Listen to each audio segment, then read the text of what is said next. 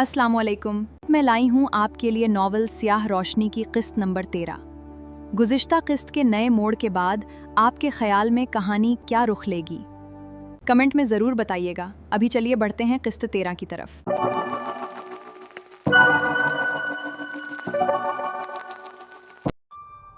सब शहरयार के इस रादे अमाल और शहरयार के यूं चले जाने पे हैरान थे। सूरत हाल अजीब सी थी। शहरयार भाई को क्या हो गया अचानक? मुझे पता है, शहरयार ने कई बार हमसे पूछा था कि क्या वो घर के सब लोगों से मिल चुका है, और वो बार बार इसी बारे में बात करता रहा। शहरयार ने 2-3 बार मुझसे भी पूछा था कि क्या मैं घर के सब लोगों से मिल चुका हूँ, तो मैंने कहा था हाँ। आलमास ने तंजिया अंदाज में जहरा को देखा, जैसे उसे अच्छा लगा हो वो सब। रस्म मुकम्मल हो गई थी और सब खाने की टेबल पे आ गए थे। इस रस्म के पेश नजर ही खाना भी बना था।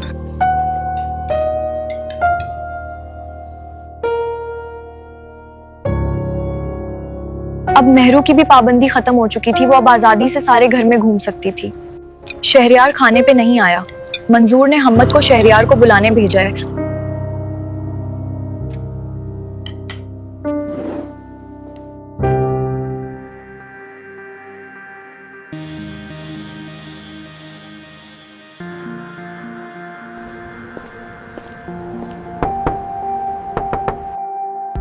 शहरयार भाई, शहरयार भाई, दरवाजा खोलें। शहरयार भाई,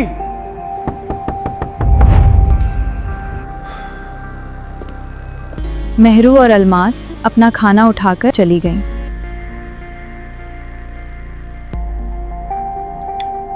बाबा लगता है शहरयार भाई ज्यादा ही खफा हो गए हैं। मैंने कई बार दस्तक और आवाज दी, लेकिन दरवाजा नहीं खोला उन्होंने।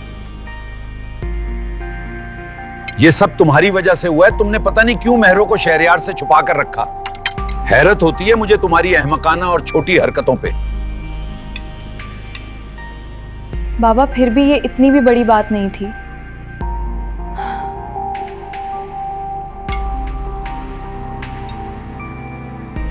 क्या मेहरू मुझसे ज्यादा खूबसूरत है? शहरयार उसे यूं क्यों देख रहा था? बात खूबसूरत या बदसूरत होने की नहीं, बात गलत बयानी की है। वो सुलझा हुआ मुहज्जब आदमी है, जाहिर है उसे बुरा लगना चाहिए था। लेकिन कुछ चीजों ने मुझे तशवीश में डाला है।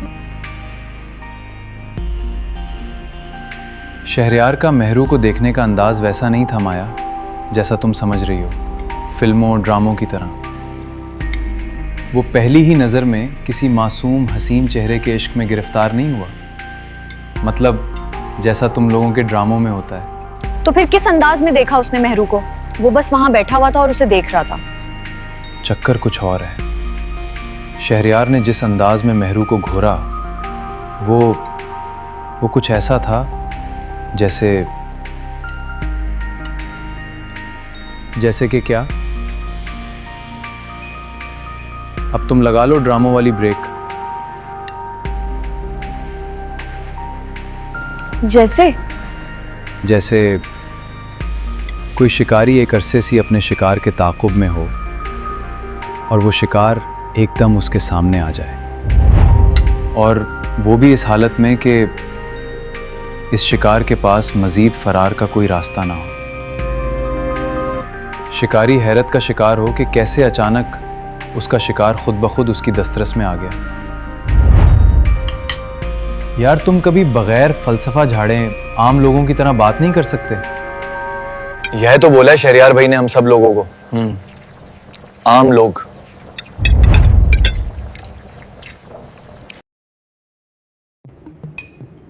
कुछ भी हो, किसी को भी मेरी मंगेतर को किसी भी अंदाज में घूरने की इजाजत नहीं है।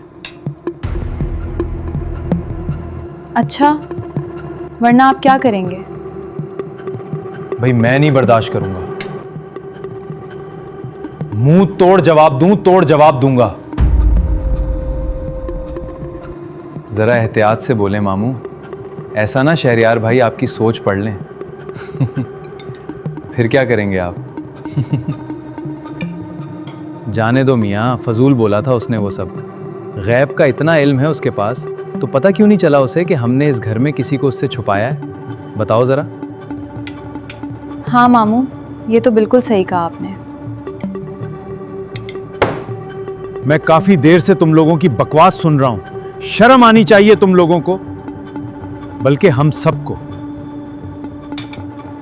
वो एक मुहज्जब मुआशरे में रहने वाला एक मुहज्जब इंसान है, और तुम लोगों की हरकतें वाकई बेहुदा होती हैं। इसका रद्द-ए-अमल गलत नहीं। हमने अजीब हरकत की है, गलत बयानी की है। अब मैं दोबारा ऐसी फजूल बातें ना सुनूं किसी के मुंह से।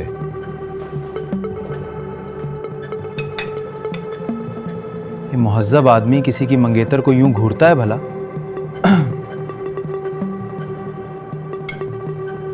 मैम से मुहज्जब और मैम से मालदार। आपा जी, बड़ा मालदार दामाद मिला है आपको। आप तो बताया करती थी कि अमेरिका में छोटी सी बुक शॉप है बड़ी आपा जान की, और इसी पे सारी जिंदगी गुजर बसर किया उन्होंने।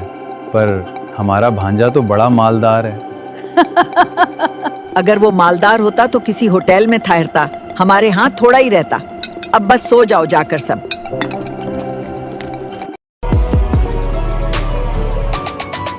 वो है स्याह रोशनी की तलाश में, सितारों से आगे जाता है, छुपे जहानों का जानने वाला, तारीकियों का बादशाह है। वो बेदिल मुसाफिर है, न रुका न थका कभी, इसकी मंजिल और है